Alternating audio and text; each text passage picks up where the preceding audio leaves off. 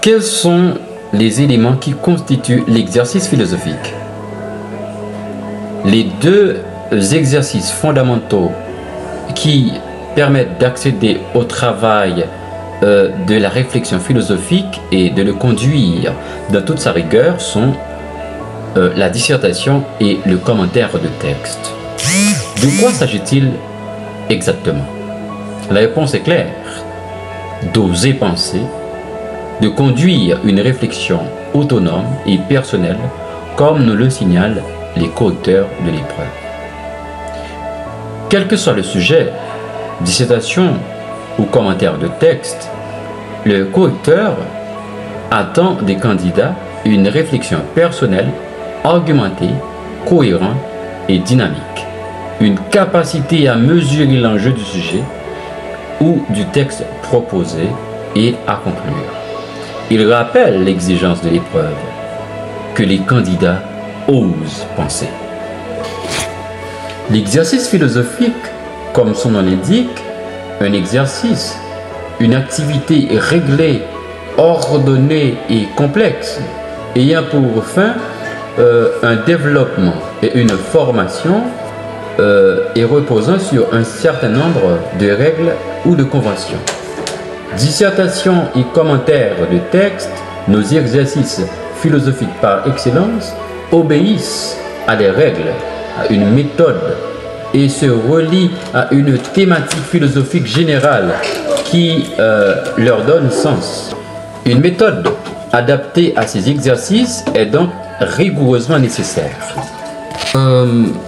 Cette méthode repose sur une stratégie très simple. D'abord, comprendre et révéler clairement le problème essentiel soulevé par l'énoncé. Cet effort est inséparable d'une double démarche. Il s'agit en premier lieu de décomposer et de démontrer les difficultés inhérentes aux divers intitulés et en second lieu d'opérer une recommandation totale de manière à bien saisir le sens global de l'énoncé. Cette recomposition est vitale car tout intitulé, qu'il s'agisse d'une dissertation ou bien des lignes présentées dans un commentaire, constitue une unité ne pouvant être appréhendée que sous cet angle unitaire. Ensuite, la nature du problème ayant été explicitée à travers la mise à jour des difficultés diverses proposées dans le cas de la dissertation, une solution non dogmatique au problème central ainsi mis en valeur.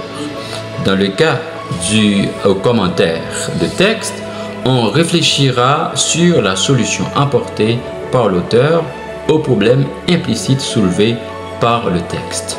Cette stratégie utilise fondamentalement des connaissances philosophiques acquises tout au long de l'année académique. Tout particulièrement par la fréquentation des grands auteurs, aussi une méthode destinée à développer l'art et l'art de bien lire vous est-elle proposée. Des outils divers destinés à communiquer ses idées et à convaincre le lecteur dans ses perspectives, des règles de rhétorique précises ainsi qu'une organisation claire pour exposer sa pensée vous seront également proposés. Ce sont des instruments et méthodes. Comment cette stratégie peut-elle s'appliquer à des exercices qui semblent a priori de nature très différente?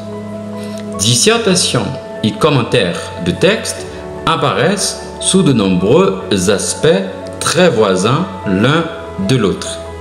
On peut les comparer à l'objet et à son image légèrement modifiée dans un miroir. Disons un mot de ces relations fondamentales qui guident en partie la méthode. La mise au jour d'un problème philosophique implicite dans l'énoncé du sujet commande les deux exercices. Dans les deux cas, il s'agit de dégager une problématique. problématique à créer dans la dissertation et à révéler dans le commentaire. Néanmoins, malgré cette démarche commune, dissertation et commentaire diffèrent. En effet, la création d'une problématique ouvre dans la dissertation la voie à une grande liberté réflexive. L'étudiant, l'élève, doit exposer à l'aide d'un ensemble d'arguments rigoureusement organisés son point de vue sur le problème philosophique qu'il a détecté, problème dont la détermination permettra de répondre à la question explicite ou implicite de l'énoncé. Au contraire, dans le commentaire, la fidélité absolue à la pensée de l'auteur, telle qu'elle est exprimée dans le texte, se révèle impérative. L'élève retrouve sa propre liberté de penser au moment où, dans une partie bien séparée, il met en valeur les enjeux liés au problème philosophique soulevé par l'auteur.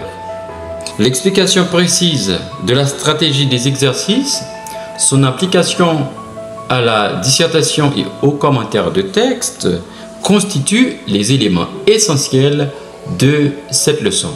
On se verra à une autre leçon, c'est-à-dire la semaine prochaine.